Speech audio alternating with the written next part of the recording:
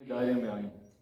ऐसे में मैं मानता हूं कि देश की एक बड़ी आबादी को ऐसे समय में जब देश त्योहारों के मूड में है, ये एक बड़ी खुशखबरी है, ये देश के लिए बड़ी राहत है और अपने में ये एक बड़ा रिफॉर्म है जो आने वाले दिनों में भारत की अर्थव्यवस्था को और ज़्यादा मजबूती देने का काम करेगा। आज जब हम लोग वर्ल्ड फूड इंडिया, जो कि आज से 2 दिन के बाद 25 तारीख से लेकर 28 तारीख तक भारत मंडपम में आयोजित किया जाएगा, उसको लेकर ये प्रेस वार्ता है। इसको लेकर विस्तार में एक डिटेल ब्रीफिंग हम लोग पहले भी कर चुके हैं। कर्टन रेजर के दौरान तमाम जानकारी आप सबके समक्ष पहले ही आ चुकी है। ज़्यादा कुछ इस विषय को लेकर कहने के लिए या जोड़ने के लिए है नहीं, बस इतना कि परसों से हम लोग इसकी शुरुआत कर रहे हैं। मेरे लिए उत्साहवर्धक है कि मेरे प्रधानमंत्री इस बार वर्ल्ड फूड इंडिया का इनॉग्रेशन उनके हाथों किया जाएगा। दिन की शुरुआत 25 तारीख की शुरुआत हम लोग CEO राउंड टेबल से हम लोग करेंगे और उसमें आदरणीय नितिन गडकरी जी उसमें मौजूद रहेंगे। इंडस्ट्री के तमाम CEOs, लगभग 100 के करीब CEOs उस दिन वहाँ पे उपस्थित रहेंगे। उस दिन भी उनके साथ इंटरेक्शन रहेगा। सोच वर्ल्ड फूड इंडिया के पीछे की यही रही है कि किस तरीके से हम लोग भारतीय खाद्य पदार्थों को, उसकी गुणवत्ता को और ज़्यादा कैसे बढ़ाया जा सके। नई टेक्नोलॉजी जो संभवतः देश दुनिया में इस्तेमाल की जा रही है, देश के अलग अलग राज्यों में या ग्लोबली जिन टेक्नोलॉजीज़ का इस्तेमाल किया जा रहा है, कैसे उसको एक मंच पर लाकर वो मौका दें एक दूसरे के साथ इसको साझा करने का। इस सोच के साथ वर्ल्ड फूड इंडिया का आयोजन 4था एडिशन है ये, और पिछले 3 एडिशन में जिस तरीके से हम लोगों ने एक ग्रोथ देखी है वर्ल्ड फूड इंडिया में, पार्टिसिपेशन को लेकर, एक्साइटमेंट को लेकर, exchange of technologies, ideas, innovation, startups, और या फिर जिस तरीके से MOUs इसमें साइन होते हैं, तो ये अपने में डोमेस्टिक मार्केट को ग्लोबल मार्केट के साथ जोड़ने में भी एक मजबूत कदम के तौर पर इसका हम लोगों ने अनुभव किया है। इस साल पुनः हम लोग को उम्मीद ही नहीं, पूरा विश्वास है कि पिछले सालों से बेहतर प्रदर्शन इन terms of MOUs, in terms of exchange of technologies, innovations, मैं मानता हूं कि हर साल से बेहतर इस साल होने जा रहा है। भारत जैसे देश के लिए ऐसे इवेंट और ज़्यादा मायने इसलिए रखते हैं क्योंकि यहाँ पर कृषि प्रधान देश होने के नाते in abundance a lot of food related ऐसी चीज़ें हैं जो हम लोग शायद कई में लीडिंग फिगर्स में हैं, नंबर 1 नंबर 2 पे हैं, या यकीनन कई ऐसी चीज़ें हैं जिसमें हम लोग टॉप 5 की कैटेगरी में आते हैं। तो जब हमारे पास प्रोडक्शन इतना ज़्यादा है, उसको प्रोसेस करने की जितनी क्षमता हम लोगों में है, अभी भी हम लोग उस टारगेट को अचीव नहीं कर पाए हैं। मेरी सरकार का उद्देश्य ये है कि आने वाले दिनों में न सिर्फ भारत की खाद्य ज़रूरतों को पूरा करते हुए वैश्विक तौर पर कैसे हम लोग अपने आप को प्रस्तुत करें इन टर्म्स ऑफ दूसरे देशों को फूड सिक्योरिटी प्रोवाइड करना हो, कैसे हम लोग एक ग्लोबल फूड बास्केट के तौर पर दुनिया के सामने अपने आप को खड़ा कर सकें। और ये क्षमता है हम लोगों में। हम लोगों में प्रोडक्शन की कमी नहीं है, बट हाँ, उसको प्रोसेस करना, प्रसंस्करण उसका हो, इसमें अभी भी एक लंबा रास्ता है जिसको हम लोग को तय करने की ज़रूरत है। और उसी सोच के साथ मेरा मंत्रालय, ये वर्ल्ड फूड इंडिया जैसा इवेंट, इसी सोच के साथ हम लोग निरंतरता में हम लोग कार्य कर रहे हैं। हमारे देश की बड़ी चिंताओं में से एक चिंता पोस्ट हार्वेस्ट लॉसेस को लेकर भी रही है, और उसमें प्रसंस्करण एक अहम भूमिका निभा सकता है। और मैं मानता हूं कि प्रसंस्करण के माध्यम से न सिर्फ हम लोग किसानों की आर्थिक तौर पर बेहतर मदद कर सकते हैं, बल्कि eight the same time post harvest losses को मिनिमाइज करके वैश्विक बाजारों तक भारतीय खाद्य पदार्थों को हम लोग लेकर जा सकते हैं। पर ऐसे में ही चिंता कई बार जब प्रसंस्करण की हम लोग बात करते हैं तो उस धारणा को लेकर भी रहती है जो एक मिसकंसेप्शन के तौर पर भारतीय परिवारों के भीतर है, या उसे विस्तृत करने का प्रयास किया जाता है। कई बार ये धारणा मान ली जाती है, बांध दी जाती है कि भैया प्रोसेस्ड है तो खराब है, ये सोच गलत है। इस सोच को बदलने की लड़ाई में मेरा मंत्रालय लड़ ही रहा है, और इसी वजह से आज हम लोगों ने ये FAQs को लेकर एक पुस्तिका भी आप सबके सामने हम लोगों ने रखी है। क्योंकि कई बार जब आप प्रोसेसिंग या बात करते हैं तो छूटते ही मन में आता है कि भाई ये खराब है, इससे हेल्थ को नुकसान होगा, संभवतः वज़न बढ़ेगा, बीमारियां बढ़ेंगी, ये धारणा मन में आती है। जबकि जब आप प्रोसेसिंग की बात करते हैं, हम लोग वैल्यू एडिशन की बात करते हैं, हम लोग उसमें गुणवत्ता को जोड़ने की हम लोग बात करते हैं। कतई उसमें हम लोग ये बात नहीं करते कि भाई प्रोसेस हो गया तो खराब हो गया। आज की तारीख में कितने ready to eat, RTE, RTC, ready to cook varieties हैं, जिसको आप लेकर जाइए, पकाइए, खाइए, आपको गुणवत्ता घर पे पके हुए खाने से बेहतर ही मिलेगी, उसमें कमी नहीं होगी। पर पुनः ये धारणा आती है कि भाई प्रोसेस हो गया है तो अब इसमें से सारे न्यूट्रिएंट वैल्यू इसमें से निकल गए, गुणवत्ता निकल गई है।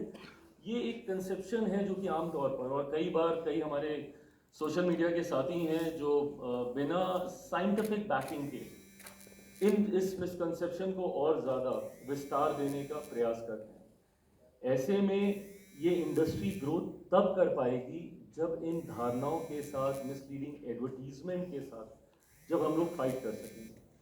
इंडस्ट्री मीटिंग के दौरान मैंने कई बार मेरे तमाम इंडस्ट्री के साथियों से यही आग्रह किया है कि जितनी भी न्यूट्रिएंट वैल्यू है उसको स्पष्टता के साथ प्रिंट किया जाए, खाद्य पदार्थों के ऊपर लिखा जाए कि इसमें क्या क्या है, क्या क्या कंटेंट है, and eight the same time her segment का एक हेल्दियर वैरायटी भी हम लोग कैसे तैयार करें। आज की तारीख में जितने यंगस्टर्स हैं जो फिटनेस कॉन्शियस हैं, जो अपनी सेहत का, अपनी वेस्टलाइन का ध्यान रखते हैं, ऐसे में उनको इस बात की जानकारी क्लियरली हो कि भैया ये है, इसमें इतना शुगर कंटेंट है, ये है, इसमें इतना शुगर कंटेंट है। चॉइस आपके ऊपर है, आप क्या लेना चाहें। मेरे प्रधानमंत्री भी जिस तरीके से ओबेसिटी को आज की तारीख में एड्रेस करने का कार्य कर रहे हैं, ऐसे में इस सेक्टर की ये बड़ी जिम्मेदारी बनती है कि कतई इसके माध्यम से हम कोई ऐसी चीज़ जनता या कंज्यूमर के पास ना लेकर जाएं जो उनकी फिटनेस या उनके हेल्थ के साथ किसी तरीके का खिलवाड़ करे। और इसको लेकर समय समय पर हम लोगों ने रेगुलेशंस भी हम लोगों ने तैयार करने का प्रयास किया। वर्ल्ड फूड इंडिया के दौरान भी ग्लोबल रेगुलेटरी बॉडीज़ भी एक दूसरे के साथ सेशंस होंगे जहाँ पे एक्सचेंज ऑफ आइडियाज़ होगा कि ग्लोबली क्या चल रहा है, हमारे देश में क्या पैरामीटर्स हैं। फसाई इसको देखती है, उनके अंतर्गत ये जिम्मेदारी आती है कि जितने भी ऐसे खाद्य पदार्थ हैं उनकी रेगुलेटरी बॉडी वो है, इस बात का ध्यान रखने का कार्य फसाई के द्वारा किया जाता है कि कोई भी गुणवत्ता के साथ किसी भी तरीके का खिलवाड़ नहीं हो। At the end of the day जब कंज्यूमर के पास जब वो खाद्य पदार्थ पहुँचे तो पूरी गुणवत्ता के साथ स्वास्थ्य के तमाम पैरामीटर्स को ध्यान में रखते हुए उनके पास पहुँचे। खाद्य प्रसंस्करण मैं मानता हूँ कि जिस रफ्तार से पिछले एक दशक में इसने एक जंप हासिल किया, एक ग्रोथ देखा है, मैं मानता हूँ कि स्कोप इस इंडस्ट्री के बढ़ने का अनंत है, अनंत संभावनाएं हैं इस सेक्टर को लेकर। ऐसे में वर्ल्ड फूड इंडिया जैसे आयोजन न सिर्फ डोमेस्टिक बाज़ारों के लिए बल्कि इंटरनेशनल मार्केट में भी भारतीय खाद्य पदार्थों को मजबूती से प्रस्तुत करने में एक अहम भूमिका निभाते हैं। आने वाले दिनों में 4 दिन का ये आयोजन होगा। मैं आप सबसे भी आग्रह करूंगा और आपके माध्यम से तमाम देशवासियों से मैं ये आग्रह करूंगा कि आएँ। मुझे खुशी है इस बार जिस तरीके से ग्लोबल एक्साइटमेंट इसको लेकर देखने को मिला है, जहाँ पे कई partner countries, partner focus countries इसमें पार्टिसिपेट कर रही हैं, तो नेशनली भी कई राज्य इसमें अपनी भागीदारी निभाने का कार्य कर रहे हैं। आप लोग जब आएंगे तो आप देखेंगे अलग अलग राज्यों के पेविलियंस, अलग अलग देशों के वहाँ पे पेविलियंस होंगे, और साथ ही में यंग स्टार्टअप आइडियाज़ को भी प्रमोट करने का प्रयास निरंतरता में इस मंच के माध्यम से किया गया है। मेरे विभाग से जुड़ी हुई अलग अलग योजनाओं के जितने लाभार्थी हैं, PMKSY के हों, PMFME, जो मैं मानता हूँ कि हमारे मंत्रालय की एक ऐसी योजना है जो पुनः हमारी सरकार की उस सोच को पूरा करती है जहाँ पे युवाओं को सिर्फ जॉब सीकर्स के तौर पे नहीं, जॉब गिवर के तौर पर भी हम लोग देखने का हम लोग कार्य करते हैं। ऐसे में PMFME के माध्यम से उन यंग एंटरप्रेन्योर्स को तैयार किया जाता है, उन उद्यमियों को तैयार किया जाता है जो संभवतः देश के किसी दूर दराज इलाके में, किसी गाँव में रह रहे हों, बट उनकी सोच इस क्षेत्र में आगे बढ़ने की है। तो ऐसे में उनको भी ये मंच हम लोग देते हैं। प्रधानमंत्री जी भी जब आएंगे तो उनकी भी मुलाकात कुछ ऐसे PMFME के बेनिफिशरीज के साथ भी होगी, उनके साथ भी उनका इंटरेक्शन होगा। इन्हीं शब्दों के साथ मैं चाहूँगा कि आप सबका एक एक्टिव पार्टिसिपेशन वहाँ पे दिखे। क्या कमियाँ हम लोगों से रहीं जो आने वाले सालों में हम लोग उसको सुधार सकते हैं, वो भी आपसे मैं जानना चाहूँगा।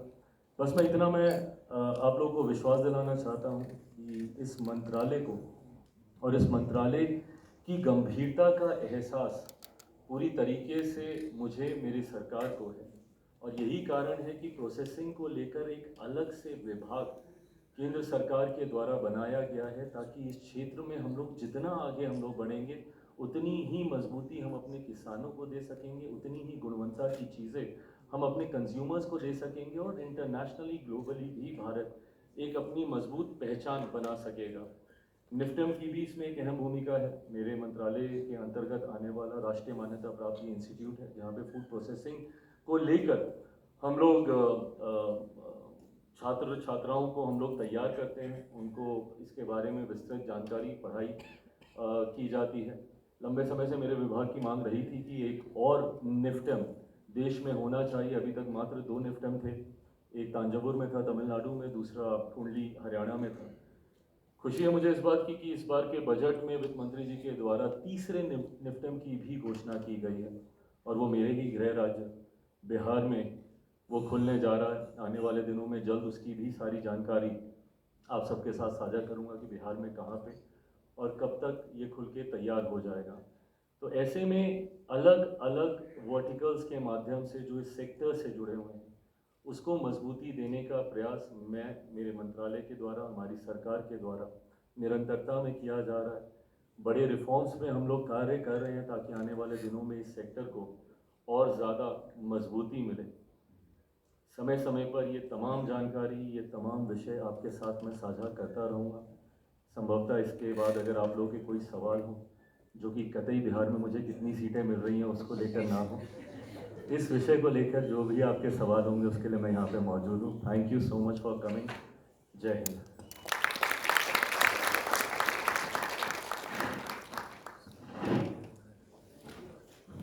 Thank you, sir, for your insightful remarks highlighting the upcoming World Food India initiative as well as the various initiatives of the Ministry of Food Processing.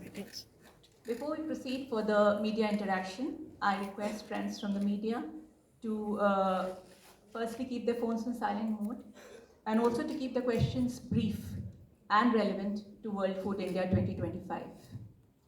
I request friends to raise their hands and kindly introduce themselves with their name and organization before raising the question. So the floor is now open to questions. I will be spelling out the numbers. Number 22.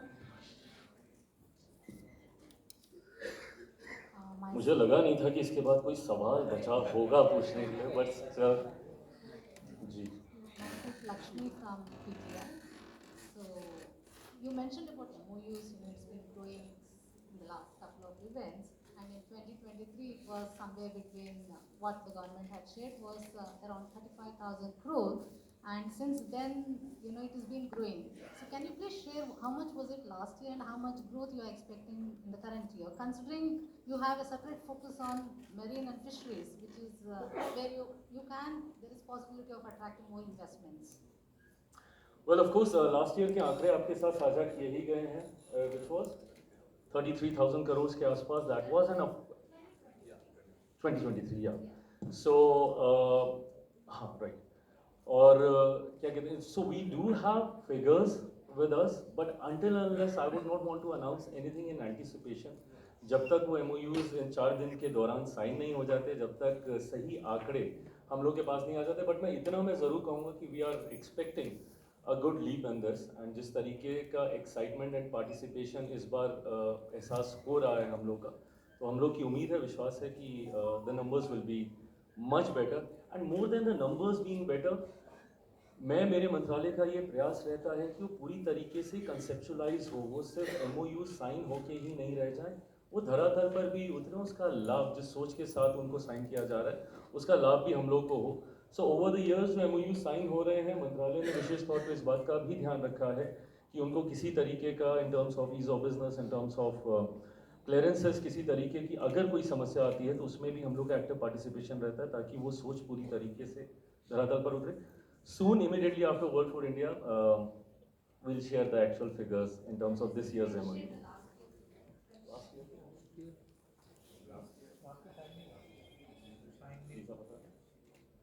During last year, because see, in 2023 we signed MOUs for around 33,000 crores. See, the investments on these MOUs take typically 3-4 years timeline.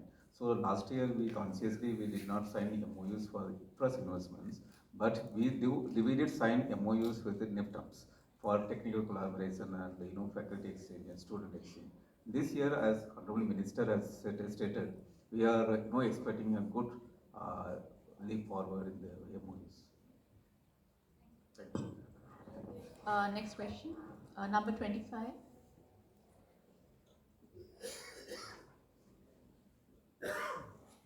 पहले तो चिराग जी को बहुत बहुत बधाई ये programme करने के लिए. संतोष मेहता मैं बोल रही हूँ. मैं इंडिपेंडेंट जर्नलिस्ट हूँ. आपके फादर के टाइम में भी हमने बहुत कवर किया था, लेकिन आपसे एक मेरी गुजारिश है कि बाहर जो नॉन पीआईबी थे बहुत दिक्कत हुई, पूरा 20-25 मिनट खड़ा होना पड़ा. तो आप थोड़ा अधिकारियों को बोले कि वो थोड़ा सा सहयोग करें. मैं इस बात को सुनिश्चित करूंगा कि मेरे वर्ल्ड फूड इंडिया में नहीं हो, यहाँ पे व्यवस्था मेरे हाथ में नहीं है, but I take that. And we can और issue. एक मिनट, और दूसरा ये सवाल है चिराग जी कि अंदर कोई शटर सर्विस होगी कि बहुत पैदल चलना पड़ता है जो भारत बंद का पड़ा है, तो थोड़ा पत्रकारों के लिए ऐसा हो कि शटर सर्विस हो जो सुविधा से थोड़ा काम कर पाए. Can we have the question also, please?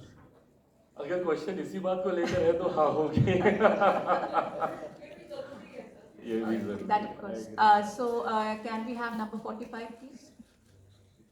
Hi, my name is Mandeep Kaur and we are media partner for the show. I am from Food Tech Base and I am also a food technologist. So my question from you is, for this edition, what outcomes government is aiming to achieve from this year's World Food India? Outcome in the sense you again asking In about terms of figures, or processing, you no, asking about not in terms of figures, but in terms of knowledge sharing, any other things, what particularly you are targeting. Of course, so that is the basic idea of having this event, that whatever that's happening globally in this sector, in the sector of food processing, so that there's an exchange of ideas, there are new technologies coming up on a regular basis.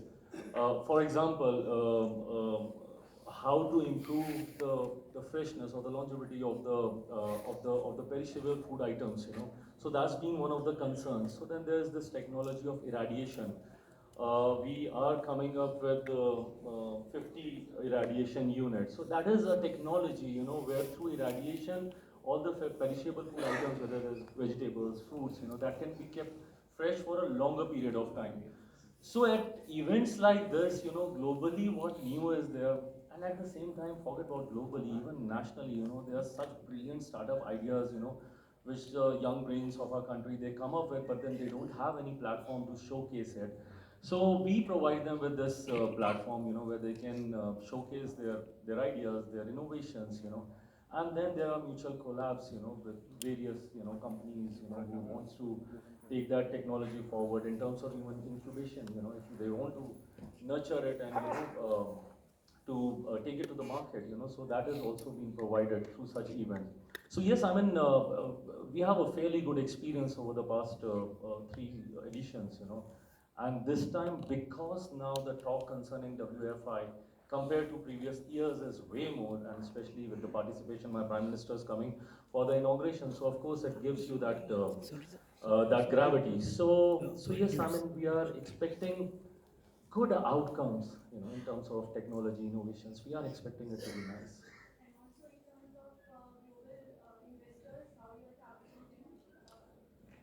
Targeting global investors, I mean, we provide this platform, and whosoever wants to come and invest, there are a lot of expansion plans also of the existing companies.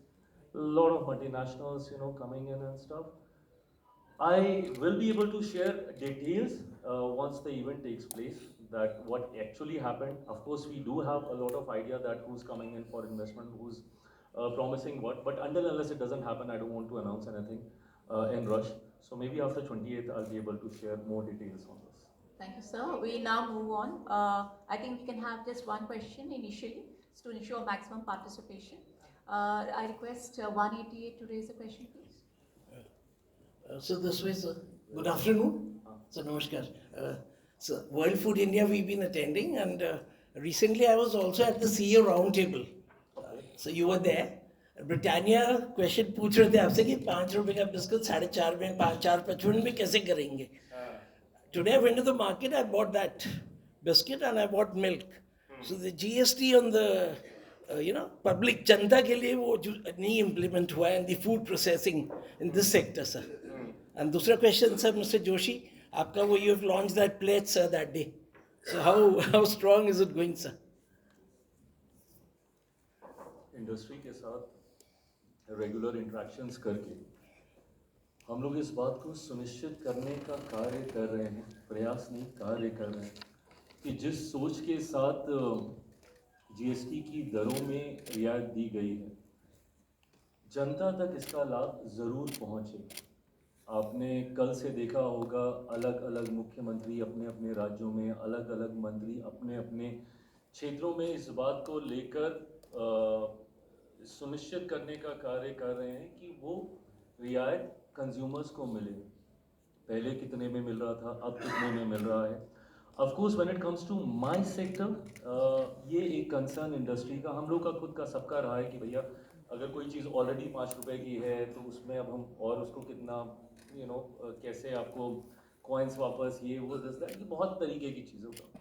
उस पर भी हम लोगों ने कार्य किया है. अच्छा, कई बार ऐसा भी होता है कि स्टॉक इन एडवांस आपके पास होता है, आपके पास वो चीज़ें पहले से होती हैं, उसके ऊपर आप कैसे नया स्टिकर दाम का लगा के, ये तमाम चीज़ें इंडस्ट्री के साथ हम लोगों ने चर्चा की. उनके कंसर्न्स को भी हम लोगों ने एड्रेस करने का कार्य किया है.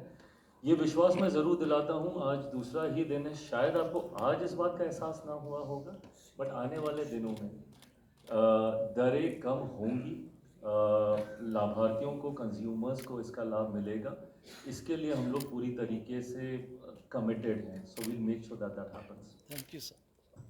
Moving on, 236.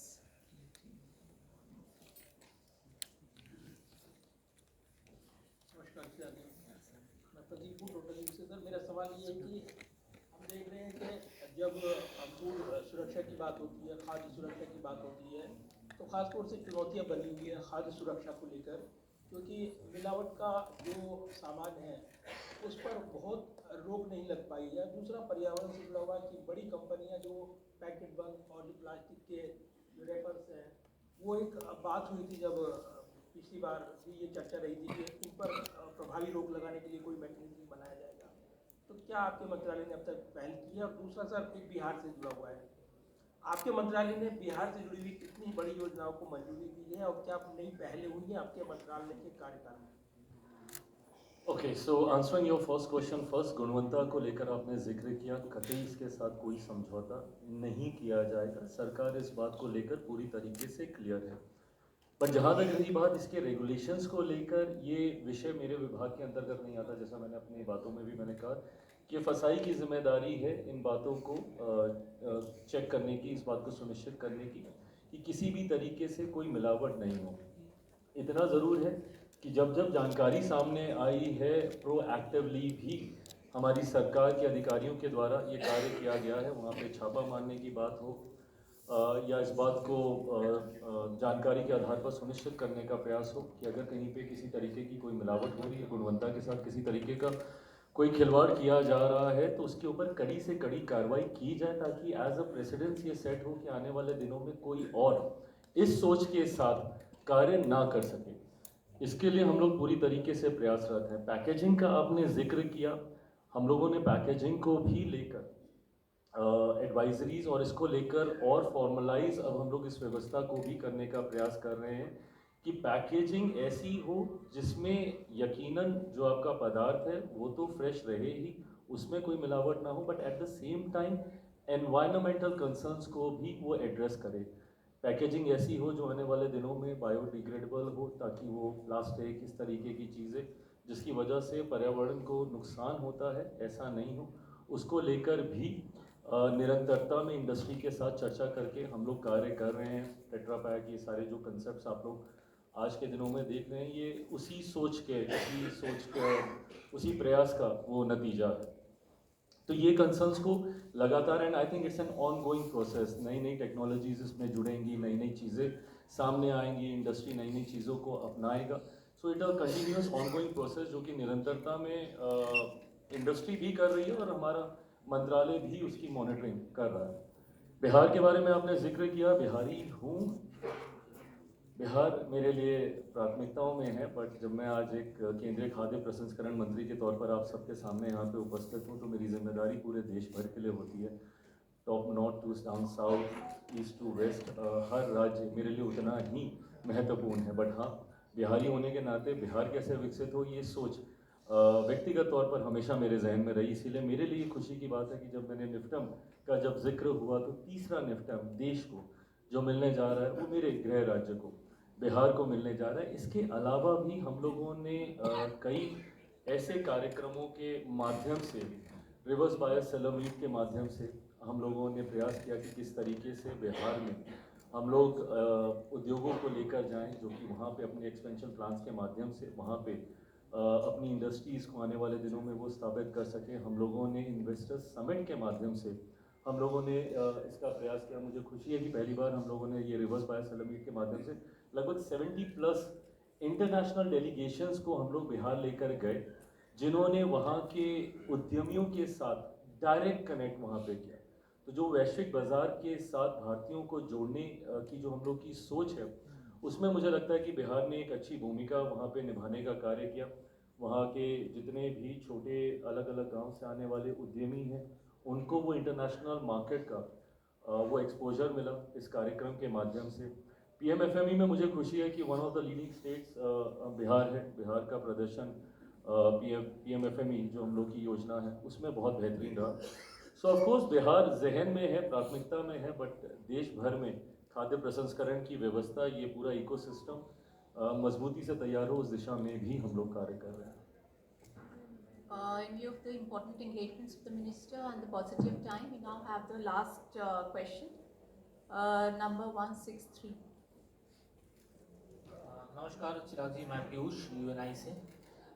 अभी आपने कहा कि आप खाद्य प्रसंस्करण मंत्री हैं और आप सुनिश्चित कर रहे हैं कि मैंने कहा नहीं, मैं हूँ। हाँ, आप सुनिश्चित कर रहे हैं कि बेहतर उपलब्धता लोगों के पास खाद्य पदार्थों की पहुँचे और उसकी गुणवत्ता भी बनी रहे।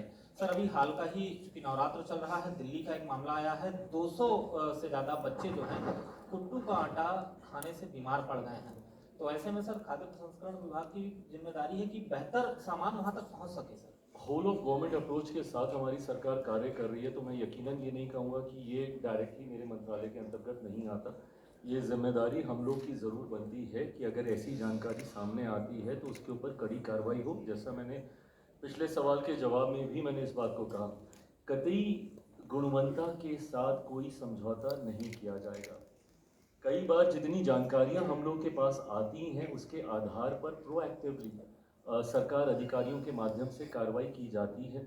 फूड सेफ्टी ऑफिसर्स के माध्यम से वहाँ पे छापे डाले जाते हैं, वो जाते हैं, सुनिश्चित करते हैं इस बात को कि अगर कहीं पे मिलावट हो रही है तो उसकी पूरी गंभीरता से जांच की जाए। जानकारी के अभाव में कई बार ऐसे उदाहरण हम लोग के सामने आते हैं जो यकीनन चिंता का सबब बनते हैं। आपने मौजूदा उदाहरण जिसका आपने जिक्र किया कुट्टू के आटे को लेकर, और यकीनन ये नवरात्रों के दिन चल रहे हैं और ऐसे में कई लोग इसका सेवन ज़्यादा करते हैं, जो खासतौर पे जिन्होंने व्रत रखा होता है। ऐसे में ये जानकारी सामने आई है, ये विश्वास मैं आपको दिलाता हूँ कि इसके ऊपर भी कार्रवाई होगी। कई बार सोच असामाजिक तत्वों की ऐसी होती है जो अपने मुनाफे के लिए देशवासियों के स्वास्थ्य के साथ इस तरीके का खिलवाड़ करते हैं। हम लोगों ने कड़ी कार्रवाई करके प्रयास किया है कि इसको जितना ज़्यादा नियंत्रित किया जा सके, पर उसके बाद भी अगर कभी ऐसे उदाहरण सामने आते हैं, यकीन मानिए वो उतनी ही चिंता का विषय मेरी सरकार के लिए भी होते हैं जितना उस परिवार के लिए जो उससे पीड़ित होता है। इसके ऊपर भी उतनी ही गंभीर कार्रवाई की जाएगी। जैसा मैंने कहा कि directly this might not come under my ministry, but at the same time when we are moving ahead with the whole of government approach, ऐसे में इस बात को मैं आपको विश्वास दिलाता हूँ कि ज़रूर गंभीरता से लिया जा रहा है और कार्रवाई भी सख्त होगी। with that, thank you, sir, for all your answers. I'm sure it was very useful to all our friends from the media.